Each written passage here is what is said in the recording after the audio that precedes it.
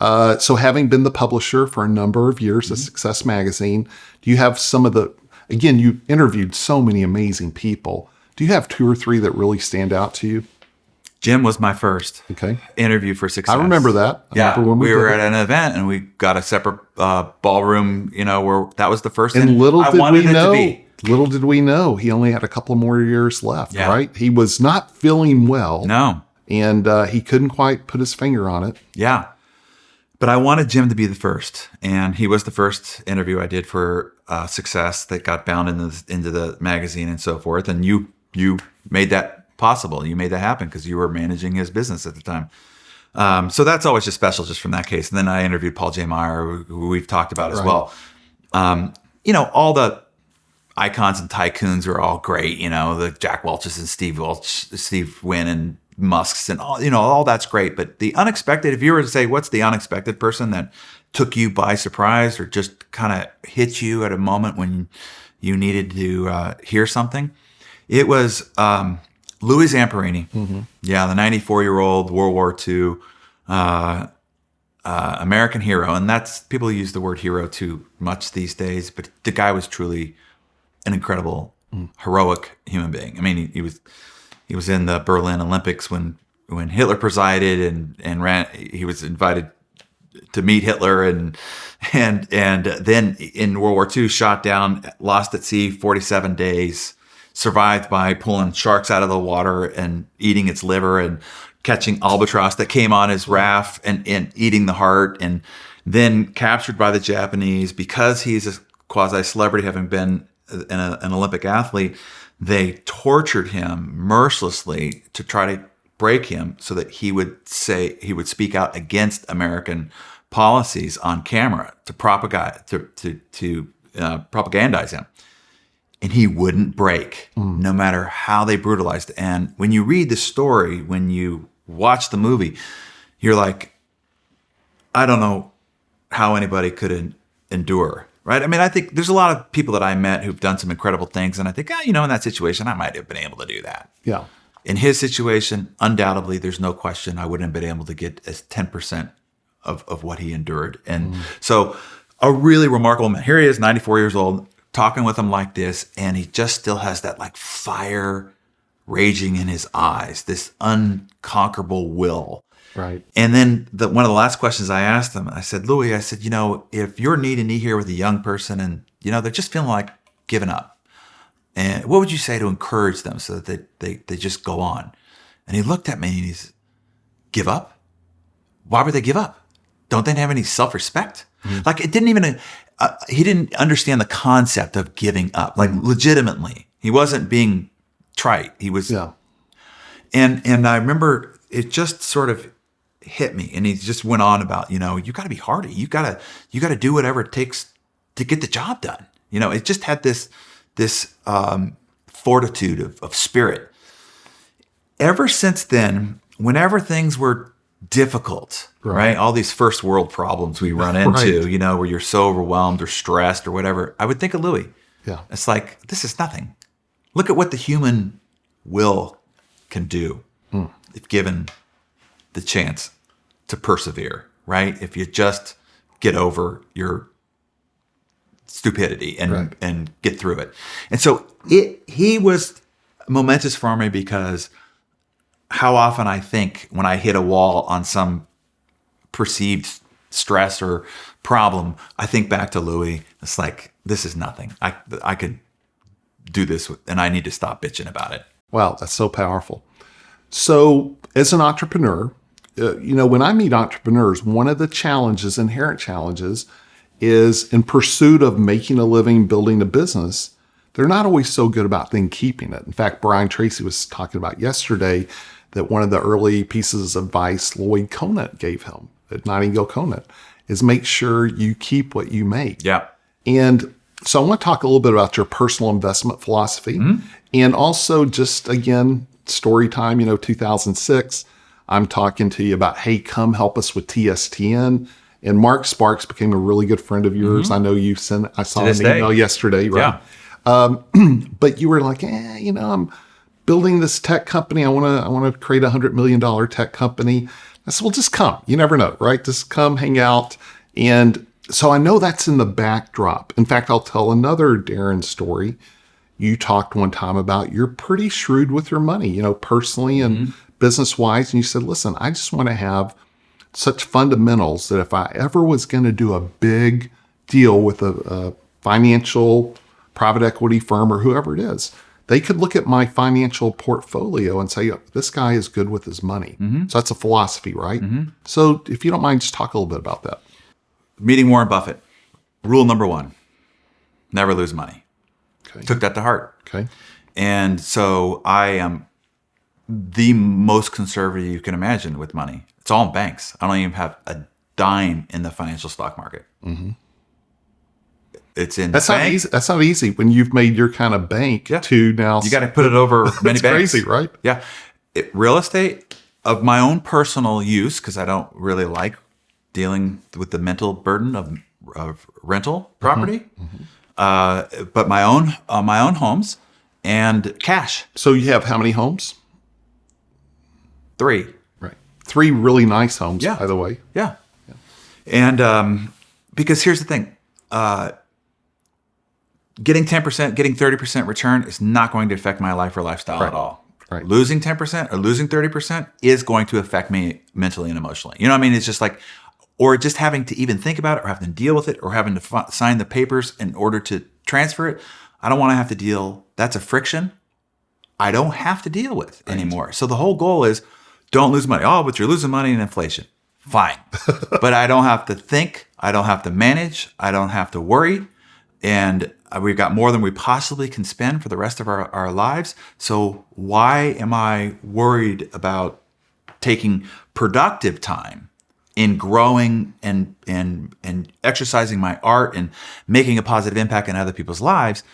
I'd have to take time from that to go over here to manage and to assess and to evaluate and to transfer and all the rest. I just don't. So your personal philosophy is don't lose money, but also don't waste money too, right? So you're very, like you said, I don't have shrewd with your planes money. and boats and I don't have ridiculous expenditures. I mean, we live a very nice, very comfortable. We enjoy the finer things of life, but it isn't it isn't disproportionate. Yeah, you don't just go throw money away. You don't go to Vegas and I don't donate to the Church of MGM. No, and I've got friends who do it and they have a blast. And if that's where you get, I'm not going to, And then at the same time, we talked a little bit before we started recording about potential tax type of things you can do when you make a lot of money. And those are things you have pros that handle that stuff for you. Right. Exactly. And sure. I mean, if you want to optimize what you are keeping from the productivity you're putting out in the world, then you should. But I mean, as I mentioned to you, Jim taught me, be a happy taxpayer. Right. It's the goose that's laying the golden eggs. Sure, it's a fat goose. Sure, it eats too much, but don't we all, right? So like, just be a happy taxpayer. Like, pay your taxes, sleep at night. I don't want to ever. And then I also, as I mentioned to you, the only thing I can do now is screw this up. Right? All I could do is screw it up, and doing something dumb with, trying to, there's a difference between tax avoidance and tax evading, right? And so that would just be screwing it up unnecessarily. So just pay the money. And I remember it's 2006, and I actually sold my companies in 2007. So we were talking, and I had a couple investments I was doing. One of them was in a horse farm, Rodeo Drive, Kentucky. And I did it actually more for the people that were involved. Harold Hamm, who owned Continental Resources, one of the richest Americans. I'm sitting on the finish line of the Kentucky Derby, and my wife and daughter, they're into horses. And you're like, hey, what do you know about that business? I'm like, not much. And you say Warren Buffett. So, and you were right. First year I made 17%. Second year, the 2008 crisis happens and banks call in loans, and that was a dumb investment. And so what I hear you saying is you're not ambitious to turn your money into fortunes. That would almost be greed. But on the other hand, you don't want to throw it away. You don't want to lose money. Don't lose it. I know people are going to watch this and go like, you got to put overalls on your money. And you got to make your money work for you. And, But sometimes that's There's- a risk. there's- The more you want to put it to work, the more Right. risk you're taking. It costs Yeah. time, mental energy, life force, and mental, even just to obligation. I'm going to say anxiety or stress, but just the mental obligation of overseeing that. So it has a cost.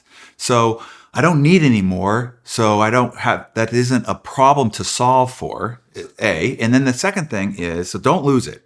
Right. The second thing that Warren Buffett taught me when asking, in the late 90s, everybody thought you were an old fogey and had lost it because you weren't investing in all these tech companies. Right. And then the internet blew up, and all of a sudden, everybody's calling you a genius. Right. Why didn't you invest in any of those tech companies? And he says, look, it wasn't that I didn't think any of those companies were good companies or not. He said, it's because of this. And he made this symbol right here. He says, see this? This is my circle of competency.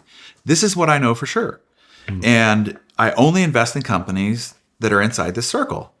And tech company is not something that I understand. I don't understand the variables. I don't know what where the trap doors are. I don't know how to make it work. It was outside my circle. So it wasn't that it wasn't a good company. It was just outside my circle.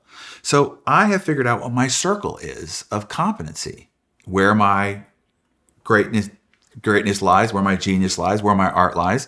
And financial investing and management is not in my circle. Right. So instead of doing what I'm not great at or even like or enjoy, if I don't need more, just don't. Go back to the first one. Go back to rule number 1. Don't lose it. Right. So just keep it safe. Right. So again, it's not for everybody, but here's what I will say. But you know how to make money, and that's the key. Right. You're right. None of this is So the possible. key is None of this is possible if lose you it. can't if you can't make money. Right. And that's there's 2 things here that I think are wisdoms that I picked up from wealthy people.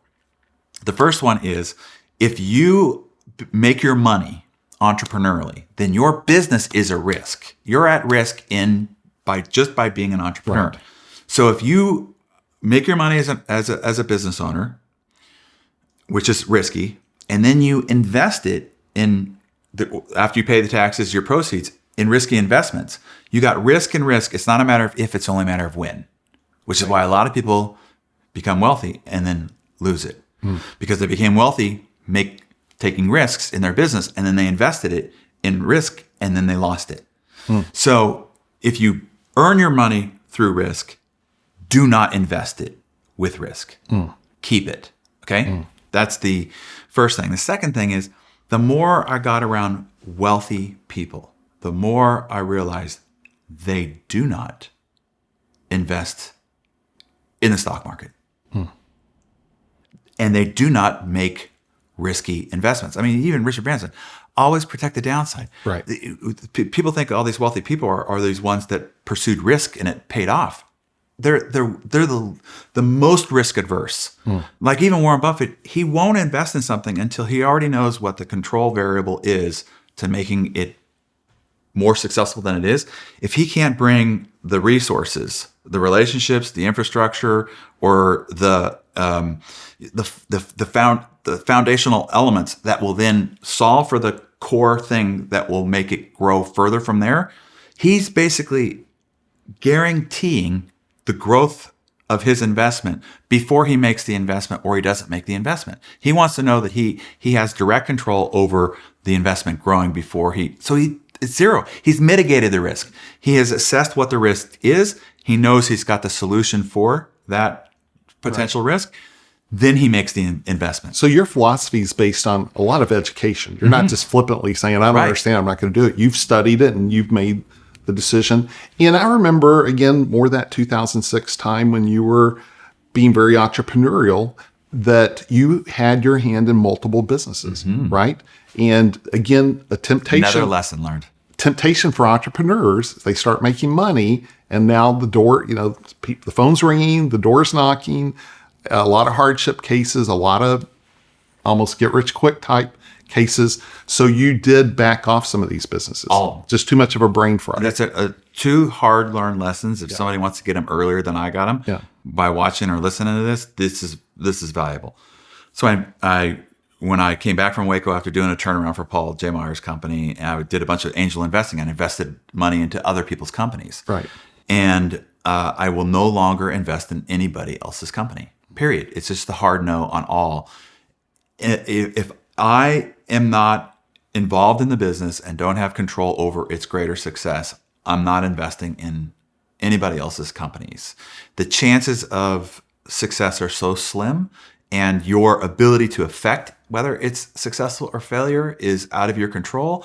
In my personal, the way I think, operate, and live, it isn't worth the stress. So I don't invest in anybody else's. And so company. back to that hard no, again, if you were open, that'd be 10 hours a week of just looking at deals, or 20. Right. So having a hard no also saves you a lot of time.